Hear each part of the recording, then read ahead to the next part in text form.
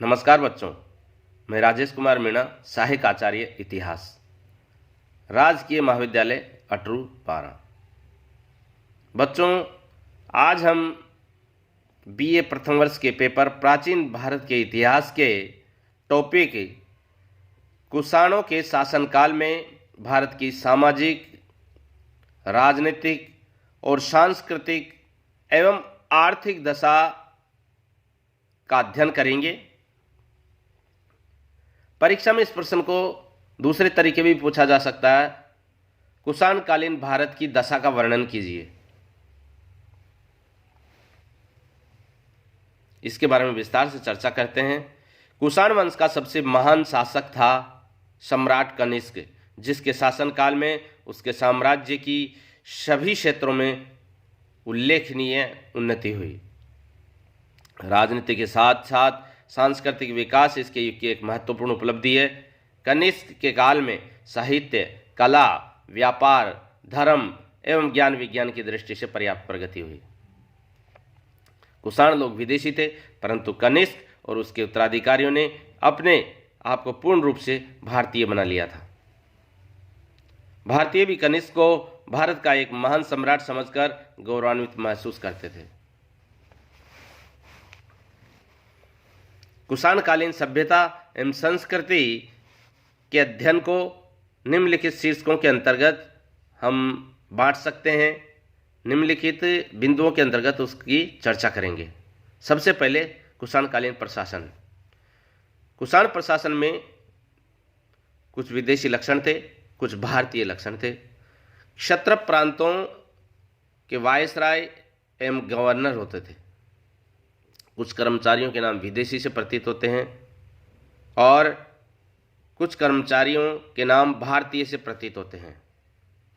कुषाण काल में राजतंत्र ही प्रचलित पद्धति थी, यद्यपि गणतंत्र भी उस समय विद्यमान थे। कुषाण शासकों ने महेश्वर, देवपुत्र, शाही, शाहानुशाही आदि की उपाधियां धारण की थी। कुषाण वंशीय राजाओं की देवताओं के रूप में अपने आप को प्रस्तुत करने की प्रवृत्ति थी। दूसरा बिंदु है क्षत्रप। क्षत्रपों को अपने सिक्के जारी करने का अधिकार था। ये लगभग स्वतंत्र होते थे। संस्कृत साहित्य में क्षत्रप पद का प्रयोग अधिराज्य के लिए किया गया है, जिन पर देवताओं और मनुष्यों का शासन था। आगे विभिन्न पदाधिकारियों की चर्चा करेंगे। दंड नायक और महादंड नायक पद कुषाण काल के प्रशासकीय ढांचे की मुख्य कड़ी थे। दंड नायक का अनुवाद मजिस्ट्रेट, दंड प्रशासक, फौजदारी मजिस्ट्रेट, सेना का महान नेता, पुलिस अधिकारी और पुलिस कमिश्नर के रूप में किया गया है।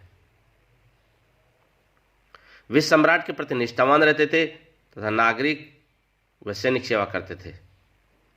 नागरिक सेवा के रूप में शांति व्यवस्था बनाए रखना और उसके लिए कर्मचारी की नियुक्ति करना इनका काम था। शांति व सुरक्षा के तहत कुषाण प्रशासन ने सुरक्षा की व्यवस्था की थी। आगे का जो बिंदु है वह है आर्थिक दशा एवं व्यापार। विदेशों के साथ भारत का व्यापार काफी प्रगति पर था। देश में शांति सुरक्षा स्थापित हो जाने के कारण आंतरिक व बाह्य व्यापार की भी काफी उन्नति हुई। साम्राज्य के विभिन्न भागों से विदेशों में माल भेजा जाता था। पश्चिमी समुद्र तट समुद्र मार्ग था और रोमन साम्राज्य के साथ भारत का व्यापार होता था। वहां से बड़ी मात्रा में भारत में सोना आता था और भारत की मलमल को विदेशों में निर्यात किया जाता था। उस समय कृषि की दशा कैसी थी, इसकी भी चर्चा करते हैं। देश की अर्थव्यवस्था कृषि पर आधारित थी। कृषकों को फसलों को उगाने व सुधारने का ज्ञान प्राप्त था। पशुपालन की ओर काफ़ी ध्यान दिया जाता था। उस समय अकाल पड़ने के भी कई उल्लेख मिलते हैं, जिसका सामना करने के लिए भंडारों की व्यवस्था की गई थी। इन भंडारों से उचित मात्रा में अकाल पड़ने पर अनाज का वितरण किया जाता था।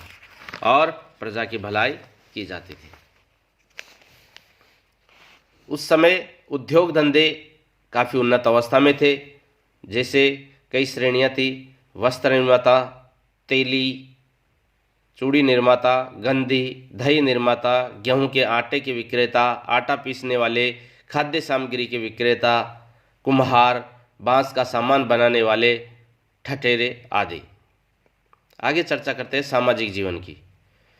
समाज धन या व्यवसाय पर नहीं अपितु जन्म के आधार पर बटा हुआ था। विभिन्न व्यवसाय अपनाने वाले तथा विभिन्न स्तर के एक ही जाति के लोगों में विवाह होते थे। अंतरजातीय विवाह भी प्रचलित नहीं थे। कुषाण काल में ब्राह्मण, क्षत्रिय, वैश्य और शूद्र 4 जातियों का ही उल्लेख मिलता है। ब्राह्मणों को उच्च स्थान प्राप्त था और उनका अत्यधिक सम्मान किया जाता था। वस्त्र के अंतर्गत पोशाकों में एक रूपता नहीं थी। प्रत्येक क्षेत्र तथा जाति की पोशाकें भिन्न भिन्न थी। गांधार क्षेत्र के लोग प्राय धोती का इस्तेमाल करते थे, सिर पर रुमाल और साफा बांधते थे और कमर में फेंटा लगाते थे। महिलाएं लहंगा और चोली पहनती थी और कभी कभी साड़ियाँ भी बांधती थी। अंगोछा और शाल भी प्रयोग में लाए जाते थे। महिलाओं के आभूषण में हार, बाजूबंद, चूड़ियाँ, पायजेब और बुंदे आदि थे। वस्त्र सूती, सिल्क तथा खादी के होते थे। खान पान उस समय कैसा था? खान पान जनता का शाकाहारी और मांसाहारी दोनों प्रकार का था। शाकाहारी भोजन में रोटी, चावल, जौ, सरसों, दूध, दही, मिठाइयाँ, शहद आदि प्रमुख थे। मांसाहारी भोजन में मांस, मछली प्रमुख थे। मनोरंजन के साधन भी उस समय काफ़ी प्रचलित थे। स्वच्छ व सुंदर उद्यान थे, सैर करने के स्थान थे, अखाड़े और व्यायामशालाएं थी। वाद्य यंत्रों, नृत्य, संगीत, शिकार, पासों का खेल आदि भी लोग मनोरंजन के रूप में इनका भरपूर फायदा उठाते थे। त्योहार और जादू के खेल भी मनोरंजन के साधन थे। धार्मिक स्थिति के बारे में चर्चा करते हैं। कुषाण काल में बौद्ध धर्म में महायान संप्रदाय का प्रादुर्भाव हुआ और कुषाणों की धार्मिक नीति सहिष्णुता की थी। ब्राह्मण धर्म, जैन धर्म और बौद्ध धर्म काफ़ी प्रचलित थे। कुषाण सम्राट ने अपना कोई राज्य धर्म नहीं बनाया और सभी धर्मों के लोगों के साथ समानता का व्यवहार किया। इस काल में बौद्ध धर्म की भाषा संस्कृत बन गई थी। ब्राह्मणों का बहुत आदर किया जाता था, उन्हें खूब दक्षिणा दी जाती थी, भोजन कराया जाता था। कुषाण काल में साहित्य में भी काफ़ी उन्नति हुई। साहित्य की चर्चा करते हैं। साहित्य की काफ़ी उन्नति हुई। कुछ साहित्यकार थे जिनको कुषाणों ने संरक्षण दे रखा था। इस काल में प्रमुख लेखक अश्वघोष था, जिसने बुद्ध चरित और सौंदरानंद की रचना की। ये ग्रंथ संस्कृत भाषा में लिखे गए थे। अश्वघोष के अलावा नागार्जुन ने इस काल में प्रज्ञा पारमिता सूत्र लिखा, वसुमित्र ने महाविभास शास्त्र लिखा, चरक ने चरक संहिता लिखा। धन्यवाद।